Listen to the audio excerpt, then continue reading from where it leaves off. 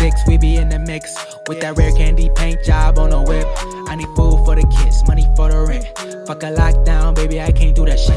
Now I'll never vote, cause I'm fucking broke. And either way, I know the police ain't gon' leave me alone. On a plane by the visit Glen Rock, need crypto, told me I should bring the Glock with me. So I packed up my piece and I'm sliding. Cause we might get caught up in a riot. Middle finger Trump, middle finger Biden. Fuck a left, fuck a right, is you riding? Know you love to see it, dudes rocking. Ain't no politics, baby, we just talking. From the birds to the bricks, we be in the mix with that rare candy paint job on the whip. Who you with?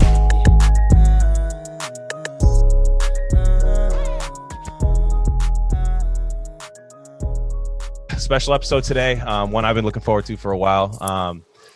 Today we have gay stepdad and River. What's going on, guys? Hey, how's it going?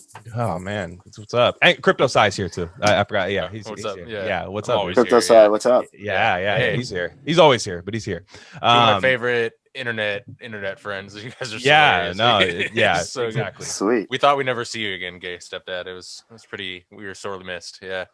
Yeah, that was a kind of a really bright and cheery 6 weeks in my life, not being on Twitter. But Yeah. I'll admit the reason I got back on is one night I got really drunk and like sentimental, and you know how that happens. And like 4 a.m. I like decided to like name search myself on Twitter and see all these people who were missing me, and I literally teared up a little bit. I didn't think that parasocial relationships could be that strong, you know, like.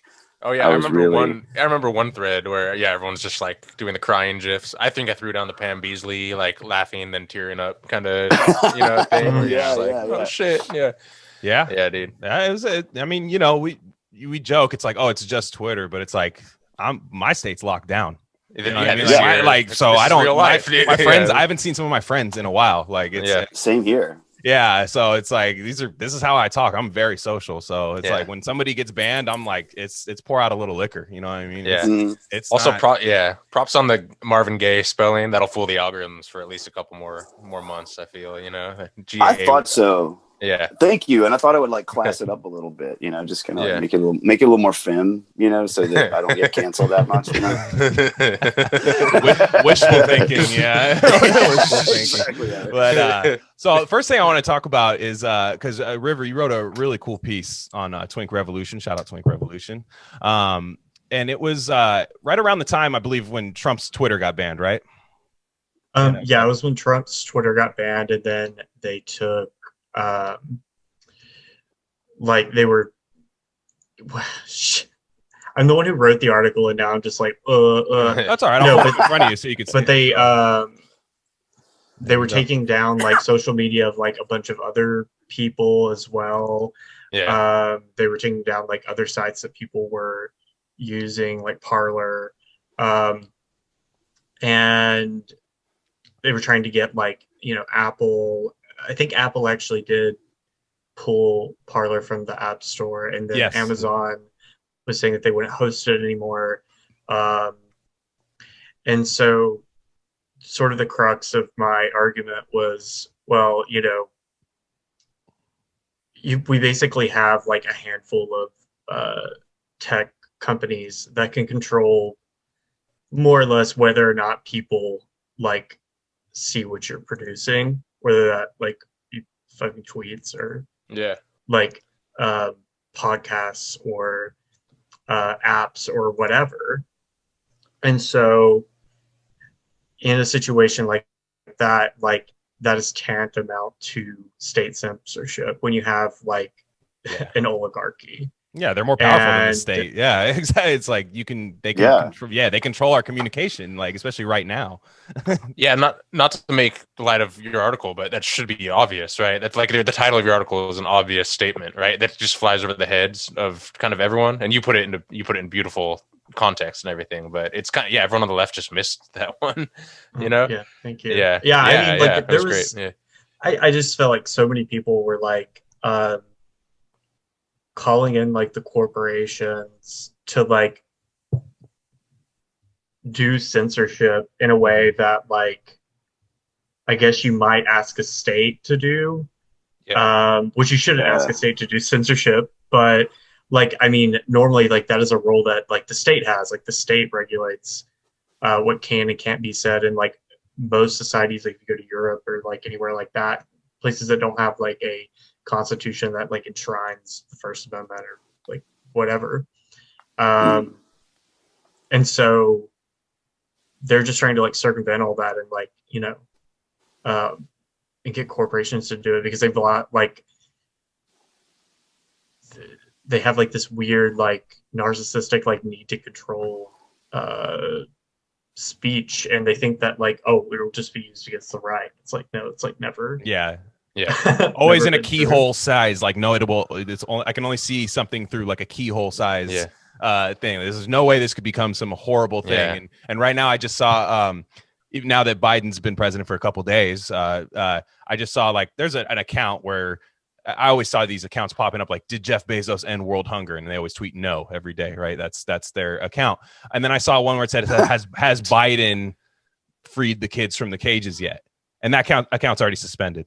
It's like, damn, dude, yeah, Damn, it's already suspended. Yeah, I saw a couple people posting. Didn't AOC take that down from her website too? Like their whole like, yeah, we want the kids out of the cages, and she's like, oh, I'm gonna delete that now. And yeah, so it's they passed the memo around. I want to say yes. I don't want to. Yeah, don't quote me on that. But it's so funny. I feel the left is like has been so. Again, it's we've talked about this on here before. It has so much, has so little power, like power to affect like real change in terms of policy, like Medicare for all or whatever. But also, ironically, like tons of cultural power, the most cultural power, right? And this weird kind of. We're always the moral ones. We're always the moral, things. And I think that just gets to people's heads after a couple decades of no real like threat to their free speech, and they just think like, fuck it, take them all down kind of thing. And I think that's where that comes from. It's just kind of this notion of always being on the right side of history is like very common, and that's dangerous, even if you are more often right than not. You never want to, you never want to come from that space. You want. And I don't know about you guys, but like the leftoid Twitter response to this it's been especially scary to me because of the sort of like smugness with which they pronounce that, well, it's not a free speech violation because it's private corporations and private corporations can do whatever they want. And that to me shows that this isn't just like a blip. This isn't just like something that's happening right now. This is the future. You know what I mean? Like they're gonna find a way to suppress speech, dissenting speech in whatever way they can. Yeah. And they're gonna be smug about it. They're not gonna be like apologetic or whatever. Like who is that guy? Like Anand Giradis or whatever. Like his series of tweets recently about it, and. He says the same thing as like the chick from like the big naturals chick from the Majority Report. They said they have almost identical tweet threads about this where they're just like, oh, is it a slippery slope? It is. But we just have to be very vigilant and we have to be the ones to police this slippery slope to make sure that we don't have our speech curtailed. It's just what the fuck? It's so delusional. Yeah. Like I kind of read those tweets side by side yesterday and just kind of like, lost my shit for a second that these are the people who are supposed to be, the most popular leftists. Yeah. And this is what they're saying. Well, I mean, it's a part of like a larger trend of people on the left, liberal left, whatever, like looking to corporations to solve like societal problems. Like you saw that with everybody being like, well, where does, fucking like Kellogg's stand on like Black Lives Matter or whatever. Right. Or, Aunt Jemima, you have to get your shit together or we're gonna Aunt Jemima. Gushers, why are we not introducing new colors to That's a new one. Gushers, dude. Yeah. No, Gushers did do some like pro BLM, like Gushers is here to solve racial equality, and it's like because I thought it was when I was stoned at 2 a.m. like going away. Well, it's like when Popeyes tweeted earnestly, like, we are nothing without Black lives. It's not wrong. It's not wrong. They took it down in like 20 minutes because they were just getting like slammed. I was like, I love when they take it down, dude. Yeah, that's the best. Yeah, that's a good tweet. They looked at their chart and they were like, And not to make it a generational thing. I largely avoid like generational discourse. You know, I think that's dumb to like Yeah, break me people too. down by ages, but I do feel the Zoomers are super down with this kind of like corporation is daddy and we do what they say kind of thing. And Absolutely. yeah, like my like the family members that are Zoomers in my, you know, in my life are, I don't remember being that way when I was a kid, like just totally like being down with Apple and iPhones and like, and yeah, and Kellogg's, or, you know, just actually standing them, you know. I was like, all right, this is some dumb company that isn't Costco or whatever, you know. And I don't know, but I know I just said I wasn't going to do something and then just did it, you know. Just classed a whole generation of fucking people. I mean, they're anarcho-capitalists calling themselves leftists. You know, like they literally, like, you know, they're like little Putins, where they think that, like, you know, the way you know, they think that corporations are more woke than because corporations are sort of beholden to the shareholder happiness. Corporations are always going to do what pleases the most people the most. And so they're just like, oh, well, they know what they're doing because they don't have a soul. They have no soul. It's not like, today, you know, we're gonna stop doing all this stuff, like Coca-Cola, right? I see Coca-Cola tweeting like, oh man, Donald Trump, what happened, the insurrection at the Capitol, we do not stand for that. And it's like, you guys literally were in South America murdering union like organizers. Like literally doing that in South America. It's like readily available on the internet, like an A-grade coup, like actual like a real insurrection, an actual insurrection. Not some guy LARPing like at the Capitol building. It's just ridiculous. But I mean, go ahead. Sorry, go ahead. Oh, sorry. And if you look at the symmetry of how, okay, like the Zoomers and the leftoids who are like calling for corporate censorship of dissenting political voices and shit like that, oh god, I think I lost my train of thought. Like the symmetry between that and I just sort of lost what I was saying. Sorry. It's all good. Sorry, I actually wanted to ask you, because when I came across your feed a while ago, you were always trashing anarchists, and I kind of was, I don't like read theory or anything, you know, and I mean, not really. And I was always like, oh, like anarchism, that's like kind of cool, like, you know, whatever. But then you kind of got me thinking about it in a different way, you know, and I'd love for you to get into your thoughts on that, and, you know, why it's such a bankrupt ideology to you, and why, like, what you think about all that, and clarify that. Oh man, I wish my brain was where it needed to be, because I'm actually been researching to write this thing that I'm going to try to make a long piece or a book, something about anarchism, because I've sort of been like kind of a lefty Marxisty type my whole life. It's like one of those things I can never get away from, you know. And I grew up like really poor in trailer parks around the South, and still kind of like a bohemian guy. So there's always like, you know, I have the mental freedom to think about this stuff, you know. Like if I worked a corporate job or had like a career, I think my thinking would be more constrained. Not like that's a bad thing, you know. It's a good thing to have mental discipline, but just always thought about leftist politics, you know, like read, you know, communist stuff when I was a kid. So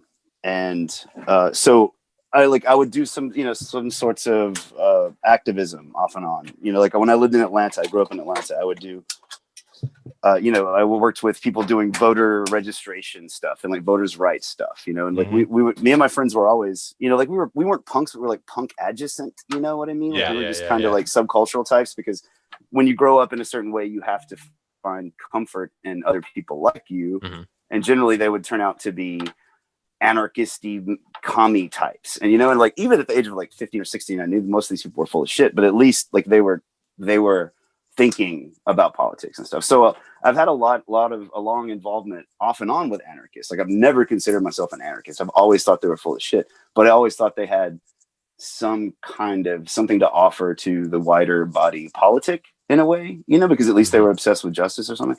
But long story short, over the past like decade or so, I've become more and more convinced that what I call anarchoid thinking, it's not so much anarchist thinking, because there are people out there who are like smart, disciplined, intellectual anarchists, you know, like they have a look. I disagree with it. I think that anarchism always stops too short, because it's sort of, you know, eschews a dialectic. It just kind of has like a really closed system. But I've become, over the past decade, I've sort of seen more and more like anarchoid thinking, which are just normal people who, subcultural or normal people, normies, who just think anarchistically. Do you know what I mean? Like they're obsessed with identity. They don't really think dialectically, and that sounds corny, but you know what I mean? Like they don't they don't think in a linear fashion that just kind of like moves through time. They just think in these static concepts, you know?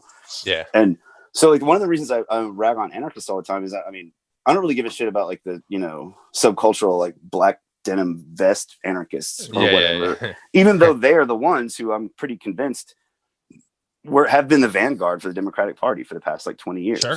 Yeah. You know, yeah, like the shit that I used to hear in like anarchist squats in the Bay Area back in like 2007 or something. You know, the shit they were saying is exactly what AOC is saying. Yes. Yeah, Correct. Yeah. Correct. She And stole their flow. She jacked their flow. Yeah. It's so Yeah, funny, yeah. dude. Yeah. Well, I don't even know if she jacked their flow, because I still know some of these people and they don't see it. They don't see. They made it what a hot happened. line. She made it a hot song. Yeah. Boom. Yeah. Yes. We're gonna go Jay-Z rap reference there. There we go. Yeah.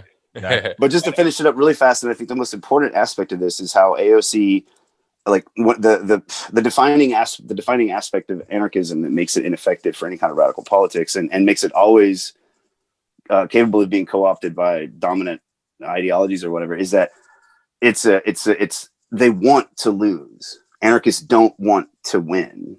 And this sounds like I'm psychologizing it, but they really want to always be in a position of subservience so they can bitch. Yeah. You know, that's what it is. They And want that's to what be niche. AOC does. Yeah. Yeah, That's AOC wants to fascinating. victimize herself. She doesn't like rule through strength. She rules through victimhood and weakness. And everybody just feels sorry for her as opposed to thinking that she's confident. And that's what anarchists do. That's funny. That's funny. Just not to harp on the AOC thing, but like this whole Capitol quote unquote insurrection thing was such a fucking gift for her. Because remember what was happening the weeks prior was she was actually getting shit for not doing her fucking job. You know, like doing the thing. Yeah, and then the second that hit, she was stoked. Like I know that's harsh to say or whatever, but she's just like, thank God, like I finally got some fodder to work with here. You know, some distractions. Exactly. Yeah, exactly. Yeah. And she just fucking bloomed, man. She was so happy when it happened. Like she was like, like when AOC cries, you know she's happy. Yeah, she you just know what said I mean? she can't Like, be around when she Republicans. cries is when she sees. Yeah, exactly. Yeah, when she's crying, you know she sees an opportunity that she can take. That's so fascinating. She's like, oh my God, yes. Yeah. But so next, I had to ask River about this because I didn't want to forget about this. When the insurrection happened at the Capitol, did we lose? I think we lost Gay Stepdad, but that's fine. We can let him get logged back in. Let me send him the invite here. But River, when you got canceled, I've seen you get canceled like 4 or 5 different times. It happens. You bounce back. But the one I found the funniest was the one where everybody was kind of fawning over the QAnon shaman guy. The wearing the Davy Crockett like animal hide. The QAnon shaman guy has all the stuff on, and you made a joke like, oh, whatever, the guy's hot or whatever, and all the gay guys came after you like, what the fuck, man? No, all this kind of shit. But in my head, I'm thinking, okay, a few years ago, straight women. There was like this light-skinned black guy convict. Does anyone remember that? Where that was in my head right before you. I didn't even know you were going to bring that up. That's so funny. Where he had the blue, like objectively hands, good-looking guy, jawline, objectively a good. I forgot about that. Looked guy. like the prison break guy a little bit, and so whatever. And all these women were like, I could fix him. Oh, felony. Oh, he won't get 3 strikes with me. All that kind of shit. And then even men will be like, I'll still fuck Casey Anthony. They'll say shit like that. I'll still fuck Casey Anthony and all shit like that. But why did you get crushed for that, man? Like for a guy who like LARPed at the Capitol building. What's the difference? Well, I kind of like, I think it's just, okay, so there's like a gay war going on. Let's go. Yeah. I'm in. Let's go. Yeah. Well, it's just like, okay, so yes, you think about like the best like example I can think of this like to demonstrate like the 2 types of gay guys in America today would be like, do you remember when Ben Mora got fired from the Bernie campaign because that Scott Bixby guy wrote an article about him in the Daily Beast talking about how he called like Elizabeth Warren an adult diaper fetishist or like whatever. Which rocks. Yeah, that rocks. Dude, that should be grounds for promotion. That's it's Dick Bernie spot. Yeah. Okay, so those are the 2 sides, and it's like in many ways it's just like a class war, like masquerading itself as like a culture war. But then on the other hand, it's also like gay guys wanting to be like, I don't know, acceptable or something. Yeah. And like all I said was like I could fix them, and then like people started quote tweeting me, and I was like, this is obviously a joke.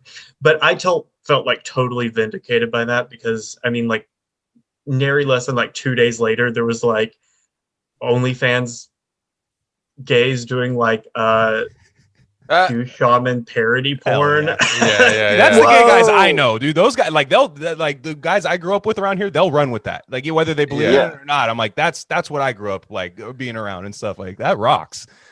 I was so stoked. Yeah, that Ben guy. Didn't he start a podcast with Glenn Greenwald? And I was like, wait, Yeah. which guy is this? And I'm like, oh, that fucking rocks, dude. It's such a good. Yeah, and I didn't want to like, I have noticed that and it's funny. Some of the least woke people I know are gay dudes. I feel, where they're just like, fuck this shit, it's and they get nothing but hate for it. It's edgiest so funny. humor I've ever heard. Like, Yeah, just jokes dude. where I'm like, damn, like even I wouldn't say that, Yeah, like, dude. and that was what I loved. And I was gonna say, we talked about it in the DMs. We talked about. I said the volatility of gay men is like they're either the coolest people I know or the cringiest libs ever. And Yes. I guess It's a that. So like, vast chasm. why is that? Why is that? I guess I don't know. Explain. Okay, so I mean, so everybody talks about now about how like, oh, like gay culture is commodified. This is bullshit. Gay culture, or modern gay identity, arose out of the consumer culture, arose out of like post-war American capitalism. Like, that gay identity that we have today did not exist before then. What was the first word you said? Sorry, gay culture is what? Is something They said fine? it's been commodified. Oh, but it's commodified. but it came out of consumer culture.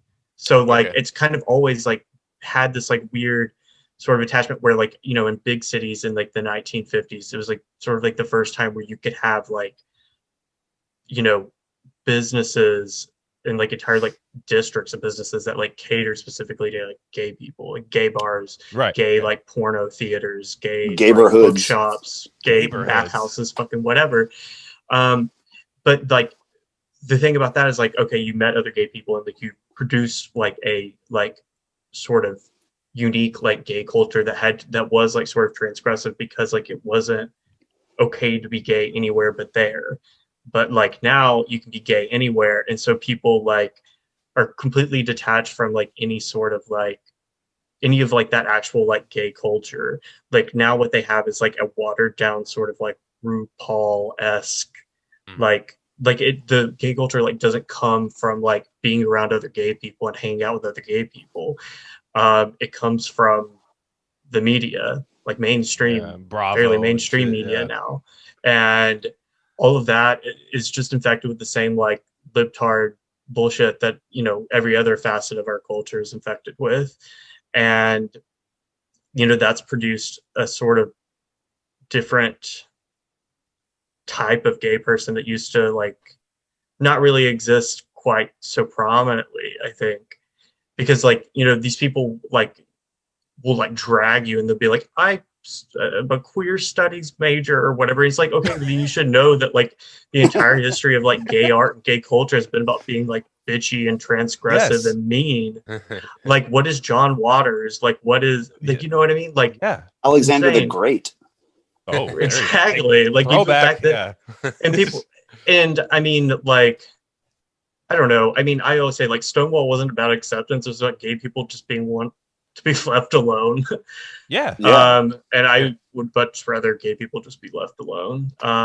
Word. But now we have to like police each other because we're afraid of like whatever straight people might think, or because like, of just that same like libtard, like psychotic, like desire to control a narrative or to like police other people's behavior. Yeah. And there's no fun in being gay anymore. It's the most like unfortunate thing about gay people being accepted and having rights now. It's like we're just like everybody else, and like most people are kind of boring. Damn. Yeah. Go ahead. I know gay stepdad. I know you got something for that too.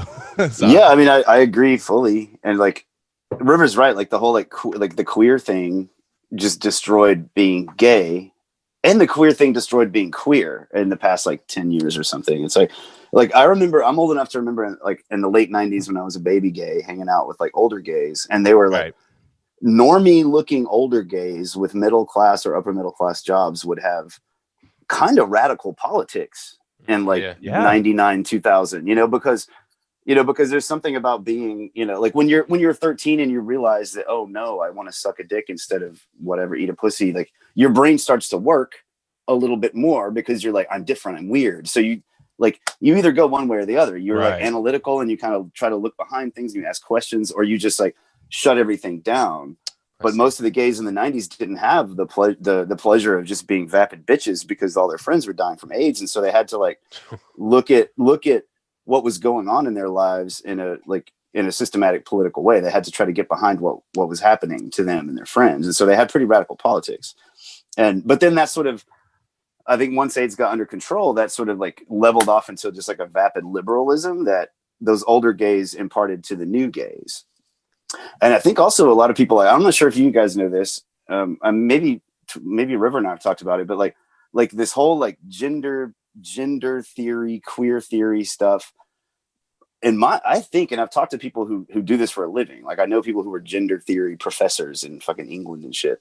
And they like all this shit came from a queer punk subculture, which was a reaction against the liberalism of mainstream vapid gays, and I remember when it hit, like it hit me late, in Atlanta in like 99, 2000, maybe 96 when I was really young, where, you would see gay guys at gay bars and they would be dressed like punks or dressed weird, and they would come and sort of radicalize you. And it was always anti-capitalist. And they would just say these things that would blow your mind. Like, did you know that Coke was stealing water in India? Like to hear that in a gay bar was unusual because everybody else was talking about drag queens and shoes or what the fuck ever, But what's really funny about, and now, this, and it was a really valid subculture around the world, like queer punks, and they called themselves queer because it was reclaiming the word queer. They weren't gay, and it was like an alternative to vapid gay culture. It wasn't so much drag queens, it was punk bands. You'd hang out with queer punks and you would just go like set a car on fire instead of going shopping or whatever. It was so much more interesting, you know what I mean?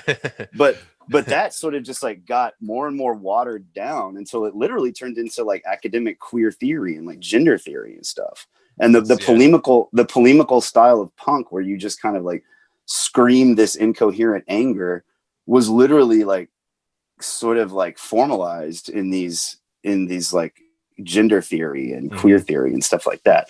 But what most people don't realize is that the entire subculture was invented by an artist named Bruce LaBruce in Montreal, who was sick of the gay culture. So he engineered a gay culture. He started all these little zines. He threw money behind certain gay punk bands and like would send them on tours. He kind of like did some culture jamming. Wow. And so like queerness is literally just kind of like a construction by this artist guy that literally snowballed in the course of 25 something years into academic disciplines that are now telling you that you're a fascist if you have a gender reveal party. And like the type of people who like call themselves queer now, it's not like punk like gay guys who are like setting a car on fire or whatever, right? It's like a middle class like professional woman or whatever who like works at like HR, like a major corporation, has like a pit crew Abby or whatever, and isn't even like a proper lesbian. I mean, it's like Kamala's stepdaughter. It's just like the type of people who just be like normal, like sort of annoying bisexual women are now like calling themselves like queer radicals. And it's like, no, like you're HR. There's nothing radical about working in HR. It's so funny. These are takes that I've like felt in my subconscious. I'm scared to have these takes you guys are having because I just don't have any experience in that, and I'm just like, okay, I'll let.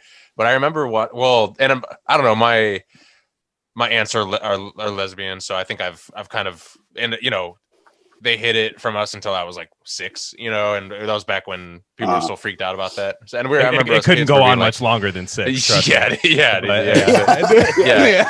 But I remember, I just remember at least hearing, they gave you that long. Yeah, they were getting the same haircut as you at the place. Like, yeah. Same price, same everything. But the flow. yeah, I remember just hearing all this shift recently, you know, from always hearing that I know the big one now is like gay dudes are misogynist, right? You know, I hear that all the time from if they're not woken up, and which I usually follow that account when they tell me that. I'm like, oh, sick. Yeah. I remember you know those dumb, and these are dumb, I don't like subscribe to this or anything, but they come across, you know, the Vice video like a year or so ago, we're doing those weird videos where they'd like gather a bunch of like black Trump supporters and a bunch of black non-Trump supporters and have them like fight in front of a camera. Oh yeah, you know? Yeah. And they did one with like, you know, LGBTQ, right? And you know, and they had they had a bunch of like MAGA kind of like transgender and gay people, and I was that Blair White, right? She was on that one of those sides. But I remember they had this awesome like Mexican gay dude who was just like, I don't know, man, this LGBTQ, it's just too many fucking letters, bro. There's just too many fucking letters. He just kept saying that over and over again. If he'd be on like another topic, he'd be like, there's just too many letters, bro. Yeah, I just dying it. Yeah, that stuck with me. I don't know. It was fucking.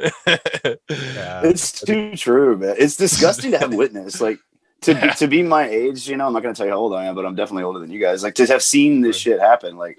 To just see like every few years they add another letter. I'm like, okay, why are they lumping us all together? I don't get it. It's like, it's completely like different. I've always, like I've always had trans friends. Like I remember, you know, I was like 17, one of my little boyfriends disappeared and came back a woman, and it blew my fucking mind. That's a trip. And they gave me this little 5-minute speech, and they were like, I know you're weirded out because it's fucking weird, but just get over it because this is just me now. And it was just like, it was over. It was the whole my trans freak out was over. And I was like, okay, rip the Band-Aid off. You know, there you go. Yeah, it's just over. And like, and then to live like another 20 years and see like everybody just constantly like see your entire society just devolve into like, you know, a 5-year-long trans discussion is just like, disgusting. It's so jammed up now. Yeah, it's crazy. So fucking messed up. You know. Yeah. And I think that to put like, I mean, all those categories are kind of like, I don't know, arbitrary anyway. Like. I mean, to say nothing about like any of like the Q, like what does a Q even mean? Like what does queer even mean? Any of that? Like, I mean, just the differences between like trans lesbians and like trans women, like straight trans women who used to be gay guys. Like those are like two completely different types of people. Like, and I know this because I get along really well with the ones who used to be gay guys, and the ones who used to be lesbians, like, tend not to like me.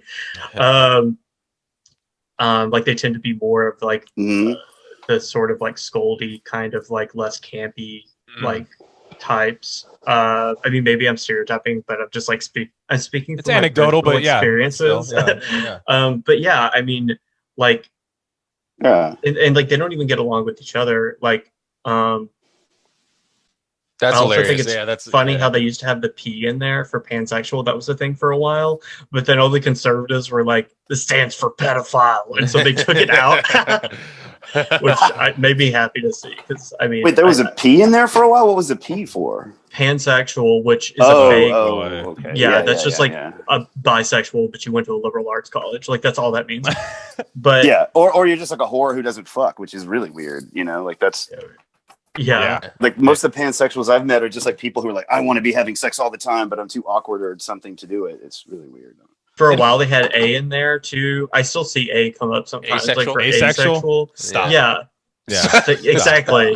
I was like, I think I'm in this like whole gay situation because I'm horny. So I don't really feel like I can form a coalition in solidarity with like people who have anyone but formed straight. an entire identity. Just anyone but straight, basically. Yeah. Well, queer was interesting to me because like I never until like 3 years ago, and I'll admit I'm not exactly plugged into all that, but like the queer thing was interesting to me because I was like, that was just an insult when I was growing up. That's all it was. It was just like my baseball coach would be like, oh, you don't bend down for the ground ball, you know, and then that was the next word. Oh, that you call that a push-up? And then, but then you'd get to like, now it's like, oh, it's queer. Is it one of those things where your weapon, like where, oh, that used to be a word against us and now we're using it? Is it the gay N word? Is that what you're trying to say? Yes, that was my question. Yeah, it was. I'll say it. Well, that's why this punk subculture grabbed onto it. You know, kind of like the way, you know, black people took the N word. They're like, and literally, like, I knew these people and they were like, you know how like black people took the N word, we're taking the queer word. That's our thing. Because, but you know, by the late 90s, gay was just like an anodyne thing. You know, like, you know, it wasn't an insult to call somebody a gay. So like, if you're a, you know, polemical histrionic gay political teenager, you're going to call yourself like the dirtiest word you can find, which is queer. Makes sense. Yeah. But now it's just like now again, it's like literally like what, like it's in fucking White House briefings and shit. You know, yeah, it's just been completely. Yeah, and I mean, you can like call yourself like a queer on Twitter, and that's fine. Like that's like people will be like, I support you, but if you say like faggot once, you're just like permanent. And like, man. Yeah, that's funny. Because I see that happen a lot. Like from the Twitter circle I'm in, they use that one, the F slur. They use that one, and then. I see like some gay people go, well, maybe we shouldn't do that. And it's like, how about you don't tell me what to call myself? You know what I mean? Right. Like, yeah. that's funny. Yeah. My favorite South Park episode is the fags get out one, where they, you know, the gay or the motorcycle fags, you know, that one. Where the motorcycles That's, make too loud a noise and they just use the word to describe guys being loud on the motorcycle. And exactly. It's like, what do you call a Harley guy who's also likes to fuck men? It's like that's a gay fag.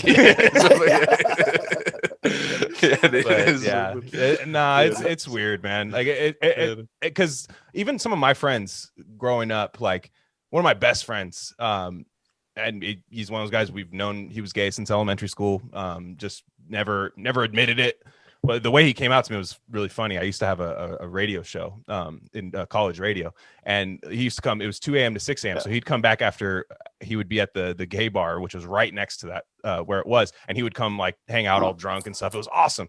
And one day he closed the door and he goes, Glenn, I gotta tell you something. I was like, what?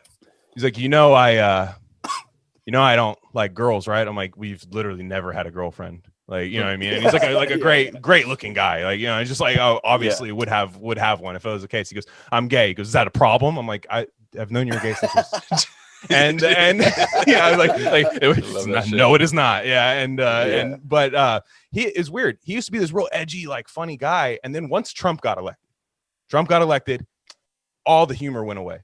There was nothing fun. Yeah, like wait, no, Trump is good. It's supposed to be good for humor, I thought, in comedy. Exactly. And all that goes away. Anything funny, like, and it wasn't so much like he would get mad at the stuff I'd say. I would see the stuff he would say on like Facebook and Twitter, and it was just like, you can't say this, you can't say. I'm like, you said like way worse shit. Like, you know what I mean? Like in my life, like it's so weird. It was like it all died in like 2016, at least in where I was around. Like where I was like, what happened to like my cool friend that used to make like the most funny, like misogynistic jokes about women? It was like the funniest stuff, you know, like what happened to my friend? Is it just a presidential election? Yeah. It was like that with women too. Women got like liberal, like, you know, fag hags I used to hang out with. Like they used to just be like fucking great. They'd be like, shut up, you faggot, and like whatever. And like now, like they just completely lost their minds. Like overcorrecting, yeah, exactly. Like just like retweeting Stacey Abrams or whatever. I'm like, what is wrong with you? Only the Jim Carrey drawing. Can't come back from that. Yeah, please. Like only got drunk one night and you like fondled a drag queen. What are you doing? I'm sorry. The Beavis and Butthead Jim Carrey is the Beavis and Butthead Stacey Abrams drawing is the best thing I've ever seen. From a guy who like wanted to show respect. That was the best part. Like if Ben Garrison did that, I wouldn't laugh as hard. But like Jim Carrey was like, and he made it look like it looks like one of those carnival when you get like your what are those called, caricatures drawn at the carnival, you know, kind of thing, where you're just, or at the circus or fair or whatever. Yeah. What a shitty, like he's talented, but it's like, it always sucks. I'm just like, Yeah, but why is he like a politics bro now? I remember like a couple years ago he was like a DMT bro, and I was like, fuck yeah, this is awesome, like Jim Carrey. And now he's just like on SNL playing Biden and all this the shit. worst Biden impression ever. Like, Oh, yeah. Oh, We're yeah. all politics. We're all politics. Yeah, bros that's now. fucking like, true. Like Yeah. every like. I mean, like, have you guys who know Mark Fisher is? He wrote this book. I fucking can't remember what it's called, but it's been, like there's been so many like realism. Like one thing, like I'm a theory gay, right? Like I'll say it. Like when I was in high school, like 18, 19, some older gay would be like, "Have you heard of Baudrillard?" You know, so you read this shit Yeah. because you live in a town where everybody's stupid. You didn't go to college. You don't have any like intellectual things. So like you read this really dense theory. And it helps you make sense of the world.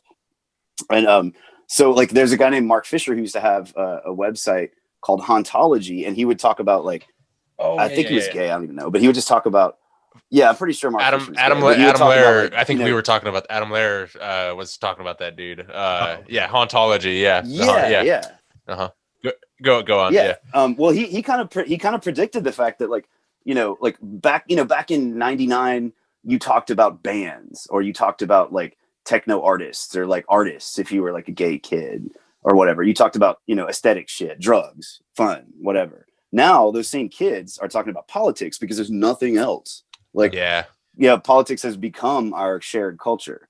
Like, so instead of talking about like cultural products, we talk about movies every now and then, but not that much. I mean when I say we, I mean all of us in shared culture.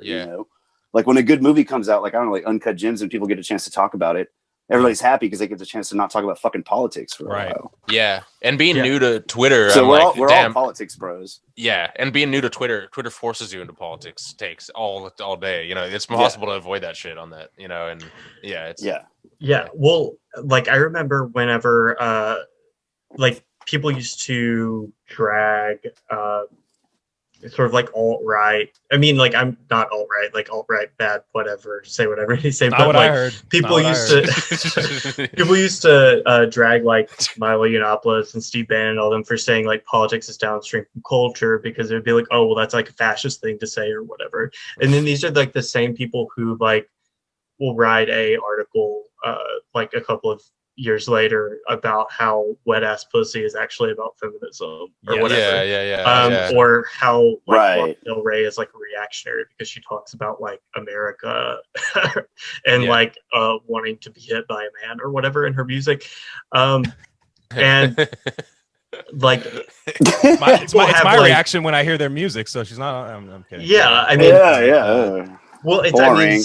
They are trying to like they view politics and like in culture in the same way as like the alt-right guys do. They just think that like they're on like the good team. They're like, no, our politics is culture, but like the culture that we consume is like the good politics or whatever. It's the same as the censorship thing we were talking about. They don't see any. They just want to be on the good side of that, And that we were talking earlier. Yeah. And I don't even know if they're right or not. Like I think like some music is just like music. Like I don't think you have to read that. It's a song. It's a business first. I mean, it's like it's literally like that song. There's no fucking way. Like wet ass pussy. There's no way that was like we're killing the patriarchy with this one. There's no way. It was a money grab. Don't make it more than it is. Yeah. And so what I found, I was you'd hinted at it earlier, but like. When I see because I see kind of, and look, I don't want to use the term like post left, but I don't know what else to call the subculture of like what we are, the people that like gay stepdad talks to Carl Bayer online, and it's funny, you know what I mean? So let's say Carl is the left, and then maybe we'd be the post. But there are a lot of people like gay people there, and would say you guys are just trying to appeal to people that want to kill you. You know what I mean? Or people that don't, like where people say, oh, you're trying to just be this populist thing. Right. You're trying to appeal to people that don't want you to exist. And like, I always thought that was so hyperbolic, like, I don't know if you guys had anything on that. Carl, man, I love the gay stepdad Carl interactions are what I live for. That fucking dude. Yeah. We were told today or the other day, we were just closet conservatives, I think, by him. Which is like, funny because that's like all that dude can think of is binaries like that. It's we're all Republicans. What's that? Oh, I think we lost him. Yeah, I got on with you guys. he was like, I can't even remember what I tweeted, but he tweeted back. It's also like Carl has gotten forgettable for me. And this is a reason why, like, I call it Carl World, because it's just like leftoid world. And he's kind of like the leader of this little like pathetic group of people. And yeah, they only thinking you're in or you're out, you're in the group or you're out. That's all that matters to him. And he tweeted something, I can't even remember. But the thing that's gross about him is I used to follow him like in 2015, and he would have like good data. You know, he would like, I don't know, publish graphs and shit, you know, and like now I know that he was kind of like fetishizing information to just back up his leftoidism, which is just like sort of some sort of like weird cheerlead. This like Republican, he called somebody else a Republican, like literally 20 minutes before I got on the fucking podcast with you guys. Like, but the thing is, it works. You know what I mean? Like, yeah, this like all 48 or whatever thousand of his followers, and the reverberations in the culture that those people put out, not just on Twitter, but like in the real world. You know, like you know, the bar across the street. Most of the people who go to this bar, I've talked to them, they think like Carl world, you know? So we kind of live in Carl world, where you're like, you're in or you're out, you're a Republican or you're a Democrat, you're a leftist or you're a reactionary. There's like no in between. And they will gatekeep that distinction until they die. Yeah. You can't flank them. Like, you can't flank them at all. Yeah. Like it's one of, like, I used to think during the primary, like when Bernie was running, I used to think like Mehdi Hassan was like that, where it's like, oh wait, you're to the left of me? Nah, it doesn't exist. Sorry, you know, it's horseshoe theory. You're a Republican, actually. You know, you're actually a severely right wing. Doesn't exist. Trust me, I'm an immigrant and all that. I remember when he said he's like I'm to the left of Bernie because I'm from the UK and we have healthcare. Like, that was his argument. Sick. Basically, yeah. I was like, so is Piers Morgan. Piers Morgan. Correct. Yeah, dude. But, yeah. Well, I mean, Margaret Thatcher supported the NHS. So, I mean, what do you? Sure did. Our leftist queen. Yeah, I mean, like, I don't want, like, I'm not trying to garner the support or like convince people that want to kill me. I'm trying to like convince people like that I grew up around, like my parents. I don't know, maybe like Stepdad can relate to this too, because we're both like from the South. And I mean, I grew up like in a more sort of rural area, I guess, but like, I mean, like, I want to appeal to like my parents, who are people who like don't want me to be dead. I mean, they definitely want me to like date a woman, right? But like they're not like, they don't want me dead. Yeah, it's just like I mean, I'm not like I don't fear like Republicans. Like, everyone in my family is a fucking Republican. Like, I'm surrounded by Republicans every day. I live in Matt Gates's district. Like, you know what I mean? Like, and nobody gets hate crime. Like, it's fine. Like, the world has changed. Like, and like all sort of like the like casual interpersonal bigotries that used to like predominate and like in the culture, like be that like casual racism, like I don't want my daughter dating a black guy, like, or like homophobia or like sexism, like, you know, like overt, like actual, like we don't hire women to do this job, like type of sexism.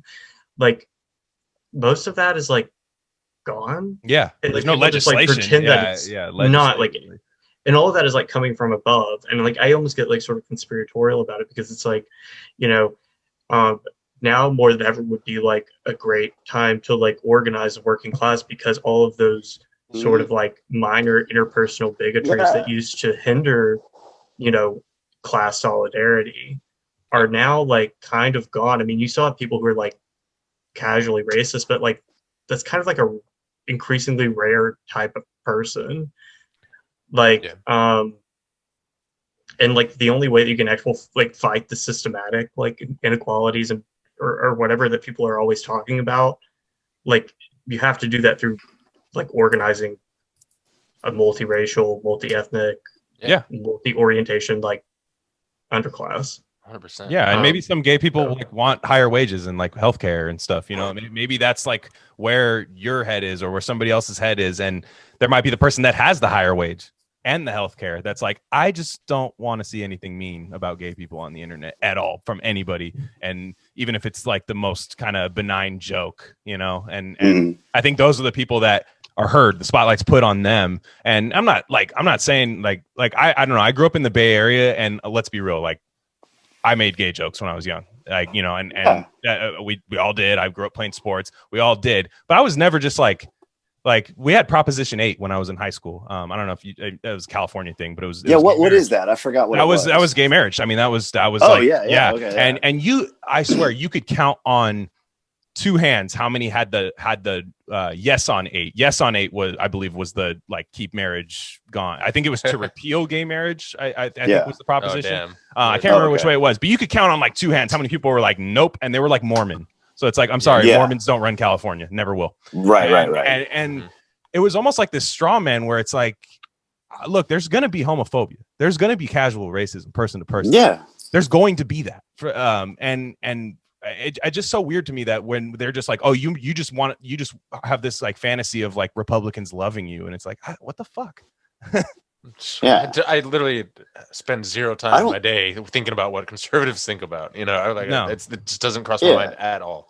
Yeah. Well, unfortunately, I spend a little bit of time thinking about it, and like the thing, like one of the worst things that I hate from this anarchoid leftoid world. You know, I hate to throw those oids on there, but you know what I mean. Like they're just they're simulating anarchist leftism or whatever. Like when they say like, you know, you're just defending people who want to kill me and my friends. I'm like, the Republic. First of all, like when was the last time like a gay was killed in a spectacular fashion? You know, like remember Matthew Shepard? That was the one. That's the one I remember. Yeah. That was it. Yeah, like that's it. Like I mean, like, I'm sure it happens, but it's like probably a meth deal gone bad or some shit. They can't just say that people were killed. Friendly fire. Yeah. Mm-hmm. But also Republicans don't want to kill like, I don't know, like gender queers and trans people and gays and all these people, because we define their politics. It's true. Like the Republicans, I have nothing except an opposition to the liberal anarchoid left now. Interesting. You know what I mean? Like if you look at Trump, that's all he was.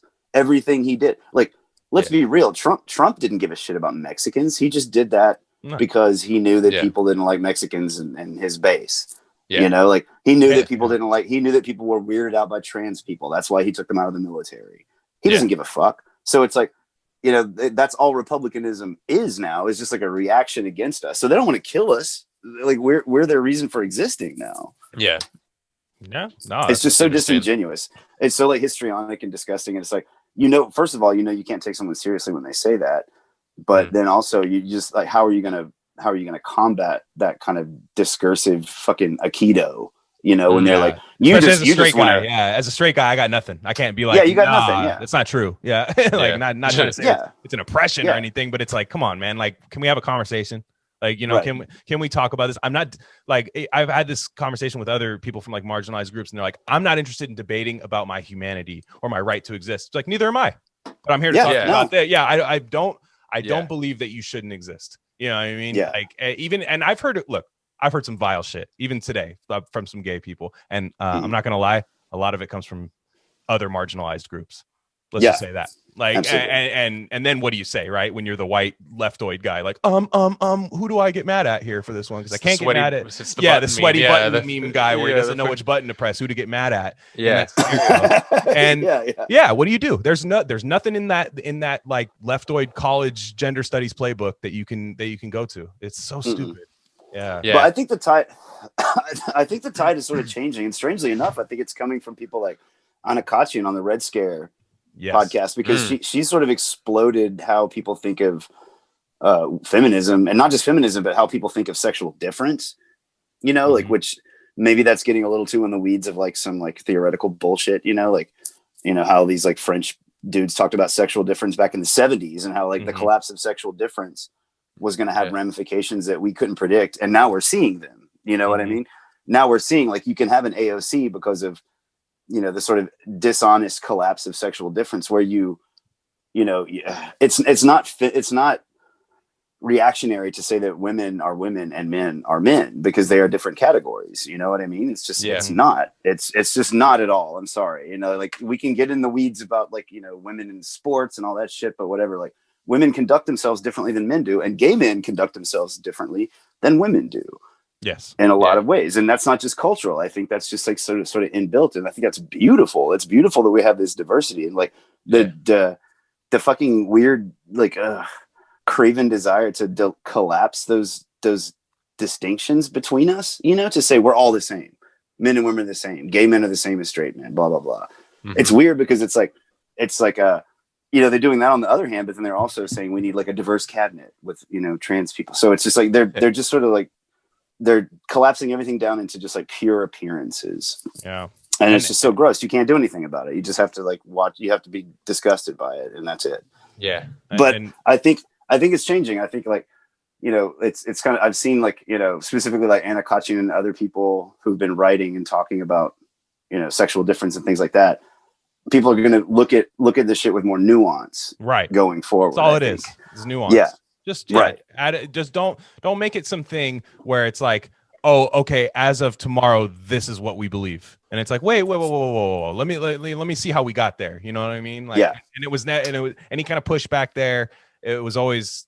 Or even just asking a question, you know, just like being like, wait, like, can we figure this out? Yeah. Because when I say that, people will come at me and go, let me guess, you're just asking questions. Yes, correct. Yeah. I am just asking questions. Can you please answer my question? And and what go ahead. Sorry. No, I was going to actually bring up that I listened to the Glenn Greenwald, Joe Rogan episode, and he had an interesting take. And it was great. Yeah. And you probably remember he was saying, because Joe Rogan's like, he's like, you're gay. Like, what do you think about the trans thing going on now? Not like transgender people, but the culture behind it and everything politically. And he was like, look, like when we were gay he's like gay people had basically in in a relatively short amount of time had completely been culturally accepted and had all the laws changed and everything. And like, not saying there wasn't a struggle there or anything, not to make light of that, but was saying, you know, it happened really quickly. And he was saying that, like, he's like, the reason I think that was the case was because when I was growing up being gay, like, we would talk to people. We would, if someone had a question, some dumb conservative bro had questions of like, well, which one's like the man or the woman in the marriage? And he was like, we would talk about it. We wouldn't get offended. And now that just doesn't exist. You're just immediately fucking shamed for having a dumb opinion on something that like Glenn said, like, you know, fucking 2 years ago, no one had even heard of these terms or anything. Right. You know, it's like, what is it? Yeah. So I thought that was interesting. Yeah. Well, you're supposed to have put in the work, you know, like these liberals and like leftoids. They're like, if you ask a question, like, you know, like, oh, so how does gay sex work? I don't know. You know, like, you're supposed to know this shit already. And and that's just gross. Like, you learn that from talking to people. You don't learn it from like, I've literally had that conversation with my friend. Like, how do you know? Yeah, exactly. Like, you meet up with a guy at the bar. How do you know? Like, how do you know? And like, I'm not saying anybody has to answer that, but that's somebody I feel comfortable talking with. He feels comfortable talking with me. He explained it to me. That's that. Yeah. It's funny. Go ahead. Sorry. I wonder how all this woke shit has affected gay straight relationships, because throughout my life, like, the best, like, of course, you know, I have my gay friends and, you know, my lovers or whatever, and like my gay community. Like, I hate that term, but you know what I mean? Like, gays do kind of have like their gay group of friends, and you all, you know, you do your thing. But I've always had my straight friends too, you know, like, I'm not like into sports and shit, but I don't know, like, ride bikes and skateboard when I was a kid or whatever. So like there used to be this, like, one of the most beautiful things in the world to me is a gay man, a straight guy who can have a friendship, and it's like not sexual. Yeah. You know what I mean? Because it's like, you know, everybody wants to have friends with these people that, you know, are just kind of outside their immediate thing or whatever. But I feel like this is just like, probably wokeness has just, I mean, you know, I've had my straight friends for years, so it doesn't matter. But like, if you're young, if you're like 25 now and you're like a gay guy or you're a straight guy who's friends with a gay guy, like, I think it's really strained and weird is my guess. Like, it's just really weird. Like, straight guys are probably like, I'm just not going to hang out with gay dudes because I don't want to fucking piss them off. You know, and that's like not good. That's not cool. Yeah. Well, it's a segregationist thing that we're kind of doing now with everything, not even just gay, straight. It's just this is a such and such space. This is this space. This is this space. How dare you say that in this space? And it's like, well, I'm sorry. When I go to work, I'm in everybody's space. When I go to the supermarket, I'm in everybody's space. So we're doing this thing where it's like, that's Twitter. If you want to create your own space, you can block or do whatever the hell you want. You know, but we don't have that here. And this ties in to, I don't want to forget this because we are running out of time a little bit, but River had a tweet, and Egg God brought it up on our podcast, it was kind of identity politics, where there's the nuance gets lost in where it's like, okay, what is the difference between, and he I think he got canceled for this one too. So this must have been 3 or 4 cancellations ago. So if you might not remember, but the Indian doctor and the Guatemalan dishwasher, there's no class analysis between the two. They're just POC, right? And there's no nuance between that. And I remember people just coming at you like typical white blah, bullshit, like class reduction. Yeah. And it's like, how about answer the question? You know, like, like it's like we said. I mean, River, if you want to go ahead and riff on that, I think I got the tweet wrong. I don't even know if that was the comparison, but that was similar. Oh no, I can't remember exactly what it said, but I think it was something like, you know, the term POC like doesn't mean anything. Like a Guatemalan dishwasher and an Indian doctor have nothing in common. Yeah. There's no like there's no shared culture, there's no shared economic class, there's no shared material interest, there's nothing. There can be no solidarity between those two groups of people for anything besides like, I guess, like altruistic sort of purposes, but like there's no like, it doesn't mean anything. Like each, like the Guatemalan dishwasher or whatever, line cook, like the, you know, white people who like work in the kitchen with them, or black people or whatever who work in the restaurant with them, like those are the people with whom they share material interests, like just pure like life experiences, everything, culture, even to, you know, a certain extent. Once you get like a generation or two, like I always talk about, like, you know, I wasn't surprised that like Trump won something like 30, what was it, 30-40%. Numbers went up everywhere. Yeah, Latinos in Texas. I'm like, yeah, they're fucking rednecks. Like, I mean, a lot of them are conservative in their social beliefs. A lot of them are. And they're not rich. They're not like upper middle class. They're just fucking lower middle class people who Mexicans are good at seeing bullshit. Sorry. Yeah, very they are. Fantastic. I think we've talked about this on the pod before. Yeah, we have. No, I mean, I'm from Northern California. Like that's probably the most, other than white, that's like probably the most demographic of people that I'm around. And it's like, they'll just be like, yeah, I don't know about that, man. You know what I mean? Like, talking, like when I was going through my kind of woke. It's just too many letters, bro. It's just too many fucking letters. Too many letters. And that's gonna be the title of the episode, is too many letters. But the guy, like the guys I would talk to would be like, yeah, I don't buy that. Like when I was kind of more like woke, because I thought you had to be, right, or else you were conservative. That's kind of the binary thing that people make it. And so I would talk to like some of my Mexican friends about that. They're like, nah, man, what the fuck? Like, you know, like that's bullshit. And like, what am I going to tell? Like, and that is what happens now, is like white guys are telling black people what they have to believe, even though like some black people might be socially conservative, but they're like, no, you don't get it. I've read Robin DiAngelo. Like you have to do that. And I don't know, man, it's weird. Like, and like how you guys like, and we talked about it in the DMs, like gay homophobia, right? Like it's a joke, right? Kind of like, it's kind of like a hyperbolic term, but like, is that kind of the same thing too, where they're, you know, like where someone's telling you, no, you got to be this way or else you're just like a homophobia sympathizer, you know? Like it's so weird. Yeah. Wait, you mean like homophobia, like from my end? Well, what I'm saying is like, for how you and I, we would joke. We would say like, oh, gay homophobia. I'd see some gay people tweet like, oh, I'm a gay homophobe. You know what I mean? Because they don't like the performative liberalism type, you know, like thing. And I think that's where you guys are coming from there. But like, you know, it's one or the other. It's like where if you don't buy into like regular, like liberal kind of upper class gay, like, you know, stuff like that. I don't know. I guess well, I think it's that, but it's also like from the gay culture that I come from, that was kind of like valid and really interesting to be around it. And like, you know, you talk about like gay guys make off-color jokes and they're really irreverent. Like gays my entire life have like called each other fag and joked about who's the faggiest, who takes the most loads. You know what I mean? Like you fuck with each other constantly, like shut the fuck up, faggot. You know, it's that, but transposed into the new politicized everything. So it's that, and it's also like kind of, to me, and this sounds corny, but it's kind of like holding on to the mores of a culture that has been stripped away by, you know, neoliberal blandness or whatever, where you can just say like, fuck these faggots, I'm a homophobe even though I'm gay. So it works on two registers to me. It's not just about like lashing back at it's both, you know, like you use this old like sort of rhetorical technique to it's updated to make fun of the liberals. Yeah, it's a way to be able to say something about gay people or gay culture that couldn't be said by like a toothpaste company. Yes. You guys got the Mario star, right? Like the one where it's like where he's running around, like you could say it, but like I think we all get it, because like I know this because, like I said, I grew up around a lot of gay people. Like they're not the same.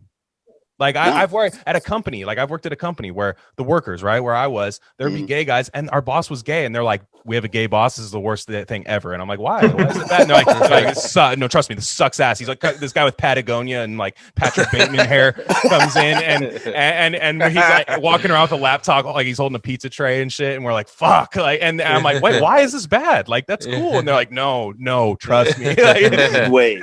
And of course they're right, dude. Yeah. Oh god. Gay men's strength. Yeah. Gay men's strength is their ability to be like epically petty. Do you know what I mean? Like gay men never forget anything. Yeah. If you didn't compliment their haircut 6 months ago, they will hold it against you. Correct. You know what I mean? So and if you're gay, you have to own that and recognize it. You know, like you either strip that out of yourself and you kind of just roll in the world, or you like stay with that gay petty shit. You know, and the gay libs, they'd swim in that pettiness. That's all they are, is that pettiness. Clapbacks. Yeah, it's like it's funny. Oh, Yeah, man. Yeah, it's people holding on to screenshots of things I tweeted 6 months ago and then tweeting them back at me.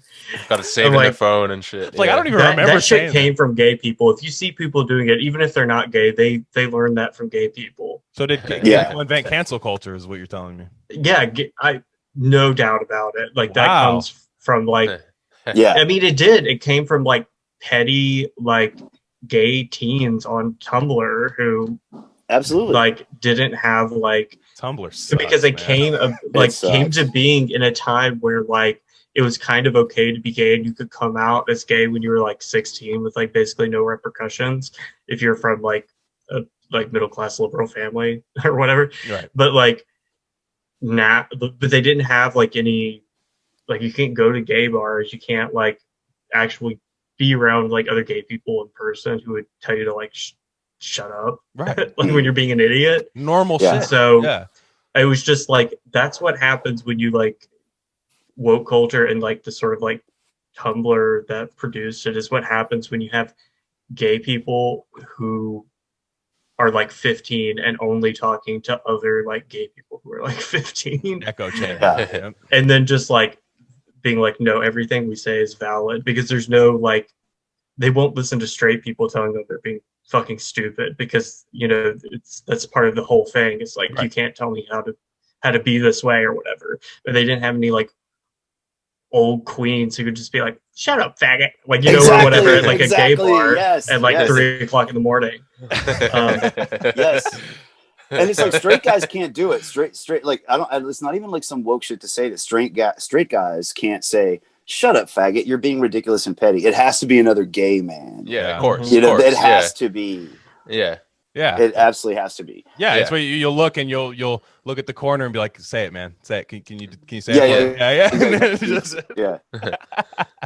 Just call me up. You got my number. Like, call me. I'll do it from now on. Public service. I know, man. No, I totally know where you're coming from. And like, that's what I mean. It's never a thing for me to be like, I'm not going to say it. I'm not going to ever say it. I might just be like, all right, man, and just walk away, you know, but right. Yeah. Exactly. Yeah.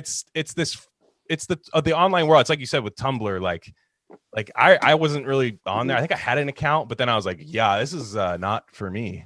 When I went on there. And, Tumblr gay porn though, like gays all over the West cried when they got rid of Tumblr gay porn. Like, I heard about this. Like it's kind of insane. Like this is something you guys probably don't know about, but like literally, I kind of wake up. Well, the straight version happened too, so yeah, I do. Yeah. It was like, I'm sure you guys had the good stuff. Yeah, I feel like it was like losing your cassette tape collection in a fire, like never coming back kind of thing, right? Absolutely. I felt like I lost a few boyfriends, like literally. Oh, sure, that's fun. But back to the gay pettiness thing. I have to say this: it's like I hate to keep harping on the Carl Bajer, the Carl World thing. Please, like, but we've done it a lot. It happens. Yeah, like I think you can't bitch about this guy enough, honestly. But like River was saying that, you know, like these gays would have, you know, fucking screenshots of tweets of his from a year ago. Like Carl Bayard did that to me right before I got on the podcast. He brought up a tweet from an account that I had like 2 years ago, like an account that I forgot. Dude? I don't even know. Like literally, he couldn't have searched it. He had it on a folder on his fucking desktop. Yeah. Do you know what I mean? I could never be on as online as some of these guys. It's and crazy. Like that's not how a straight man behaves. That's just not. No. Carl Bayard. That's what he deadlifts. He deadlifts with gloves on. So let's be real. Okay, that's cool. Yeah. Carl Gager. Carl Gager. It was in my head too. I was hoping one of you two would say it. Carl Gaylord. I saw some petty gay guy being like our transracial queen. Oh my god! And I was like, wait, who is the transracial queen? Carl Gager. Because he has like a black guy Abby, but he's like it's Allen Iverson. He's clearly not. Digital blackface, yeah. He changed it from one Allen Iverson pick to another Allen Iverson. Yeah, because Allen Iverson would never have a hammer sickle hat, dude. Yeah, I'm telling you, I'm like, stop it. It's not like you're a verified journalist. I thought like when I first went online or whatever, I was like, oh, okay, this is just like Allen Iverson sucks, man. I'm gonna unfollow him. Yeah. No, I thought it was I thought it was like a funny bit. Okay, like Iverson with a hammer sickle hat, like whatever. And then he changed it to another pick of Iverson. I'm like, what the fuck is going on here? There's something weird going on here, dude. Dude, literally like 2 hours ago, he was defending that to some rando. I saw that, in my thread, and I was like, what the fuck? Like, he's like, no, you can see the NBA logo right there. See, look, and he like highlighted. I'm like, dude, this is insane. Okay, like you're more cool gay now. than any gay man. Like it's just embarrassing. Like if you're gay but you don't take it up the ass, then you're really like one of the lowest on the totem pole. Damn, that's just like really sad. It's really sad. That's funny. And no, I was laughing because we were getting ready. I was getting ready, and I'm like, oh man, I was like, he's getting warmed up for the pod. I love it with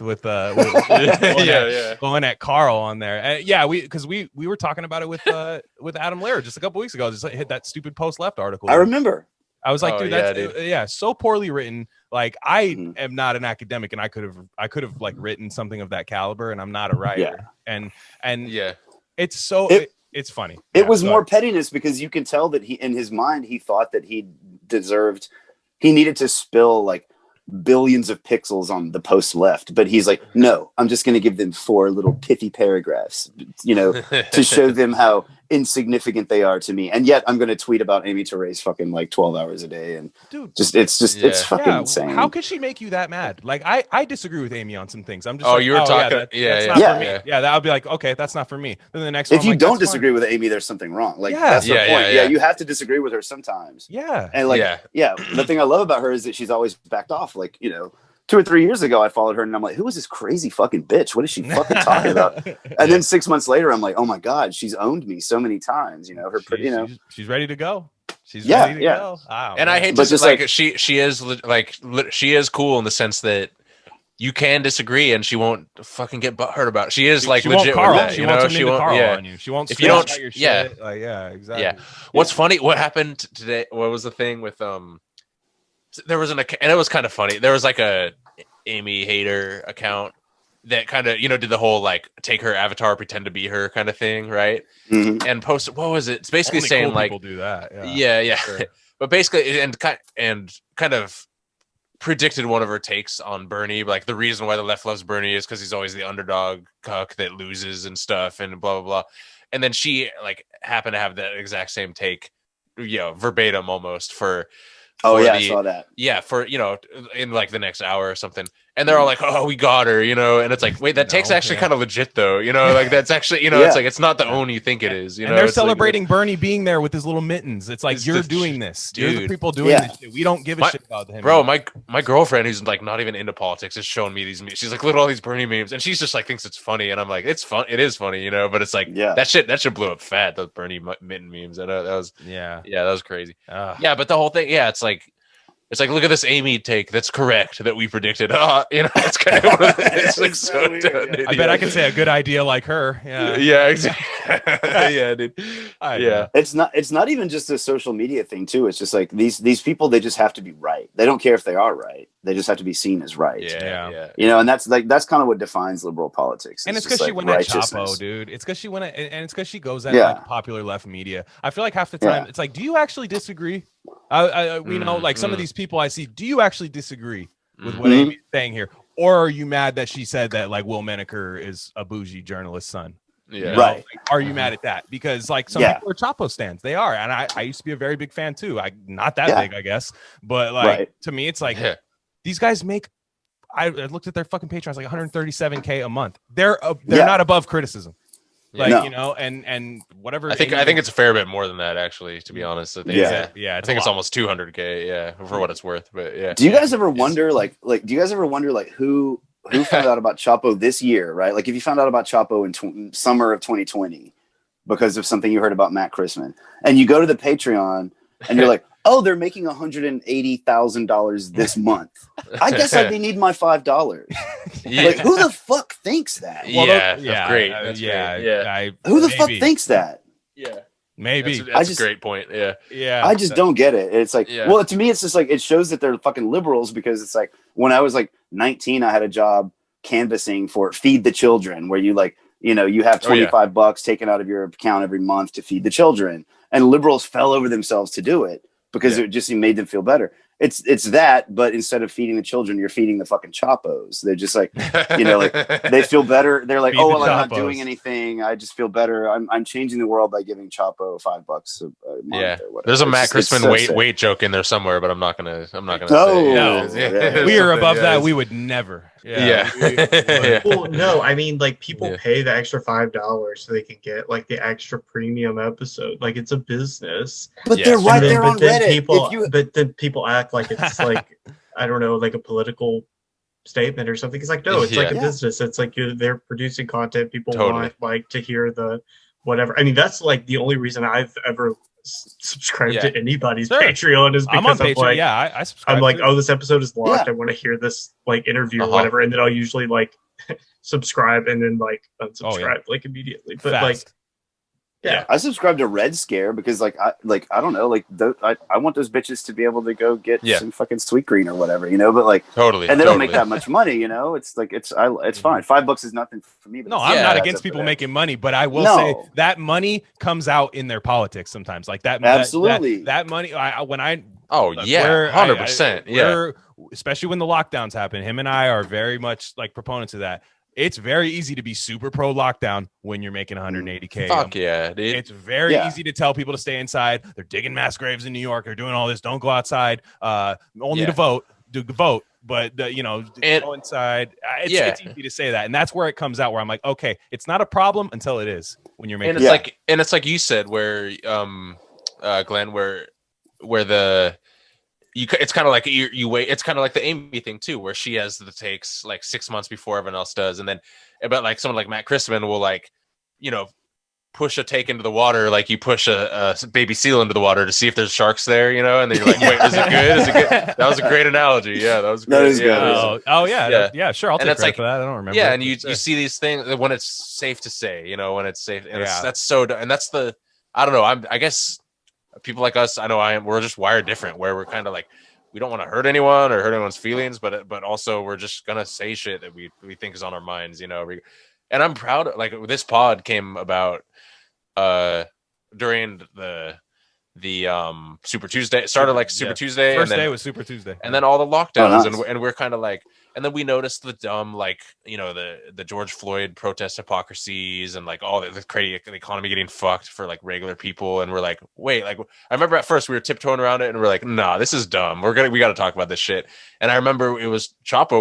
We were waiting for them to say something about this, and they were just like, oh, you're a fucking redneck who wants to go to Applebee's if you know, to question any of this shit, right? Kind of thing. Yeah. Applebee's is going to install some boat docks outside. Yeah, that's what I heard. It's like, wouldn't that be freaking sick? Yeah, that's not funny. It would be sick. Applebee's unironically, yes, would. Yeah. That'd be there. Well, the only one of the Chapos that had like a correct take on like the whole George Floyd thing was like Amber Frost. Yes. Where she was just like, okay, well, like I don't want people to think.